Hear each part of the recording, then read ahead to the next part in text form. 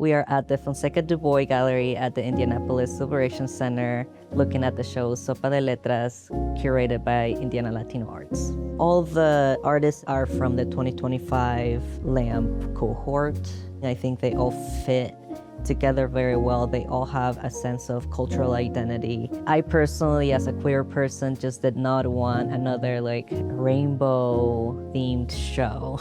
So I really wanted to feel more authentic to the Latinx experience, and that's why we chose that name. That's what the show is about. It's about all these different identities coming together, whether you identify as queer, gay, bisexual, all these different things, as well as how you could identify as an immigrant, Mexican-American. And for me, I'm trying to find my place in that as well, being a part of this show. These pieces that I chose for this show were considered by how I became more confident in who I was as a queer person. When I went to college, that's when I had more independence, I had more confidence of who I am as Mexican American, but then there's other pathways where I explored who I was as a queer person too.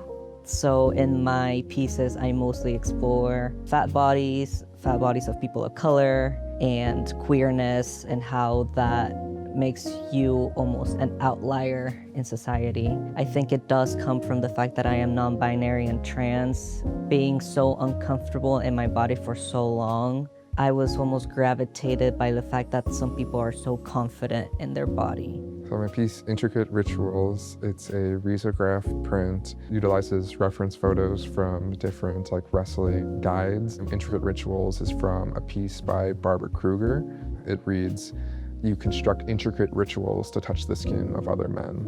It's just a political testament to try to represent these communities. How I express that as well is that wrestling is you need to be a fighter. This piece is called Duelo. It is a mixed media sculptural piece. I feel like I really was more inspired by the genocide in Palestine, but for the most part, it touches on religion, and I feel like religion really has affected the queer community in the past, so I think this was a really good piece to submit to show the gravity of what people felt through that religion, or what can other people feel during times of war, times of persecution, that kind of stuff.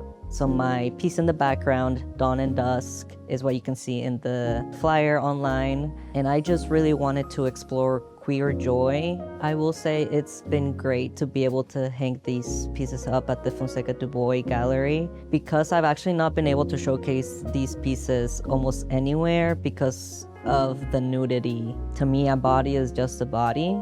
It should not be a political statement. It is just something that we all live with. The piece, "You've come an awfully long way just to say I love you," was the last thing my grandpa had said to me before he passed. And most of my work is already tied to my family and ancestral histories. And so it's an exploration of my identity and connection with religion, being a queer person. The piece is just praying to whatever might be out there, just as me thinking of him in the sense of passing into being an ancestor now instead of just someone who I can visit and live with. For what remains behind the door, I wanted to represent that vaquero kind of style, that symbolism of being hidden away behind a fence. For a long time, I felt very afraid to come out. Thankfully, everything was okay. They accepted me who I was, but for the longest time, I felt really scared to come out to them. After being in the LAMP program, I leaned more into the art administration side of the art world, especially as a minority artist, as a Latina queer person. I want to be able to not only inhabit spaces that are already there, but create new ones that have a foundation of diversity. Never artistic growing up. Grew up as a wrestler and doing sports. My educational background is in social work, so really I just was picking up things. I don't like to say that I'm self-taught, but I'm communally taught. A lot of my influence of art comes from people I've learned from in the community, of places I've worked. I definitely think community is very much important. We found us, the artists, through LAMP, so because we were able to really almost relate to each other through our queerness or through our Latinidad, that is, to me, something that money can't buy, in my opinion. So I really enjoy hearing like other people's stories and being able to share my own as well. Some advice that I would give to emerging artists wanting to either join LAMP or just make it on their own is that there are a lot of resources in this city.